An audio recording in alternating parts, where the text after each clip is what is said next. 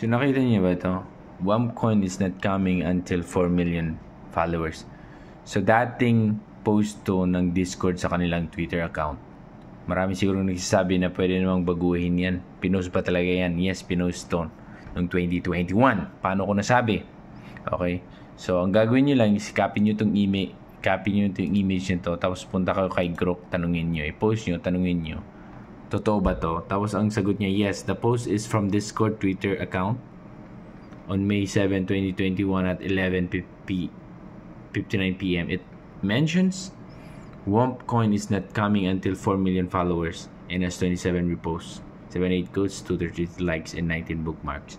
So, ibig sabihin, galing sa Discord yan. Ayan siya. Pag check mo ang Discord ngayon, meron ng 4.7 million followers. Ibig sabihin, ini-launch nila itong airdrop na to siguro kung ano mang plano nila. So, ibig sabihin, itong gumawa ng Discord, sila din yung gumawa dyan sa WAMP token na yan. Kaya, i-connect sa Discord, di ba? Marami pa rin sabing scam, pero nasa sa inyo na yan kung gusto nyo pa rin sumali, okay? Hindi ito financial advice, ha?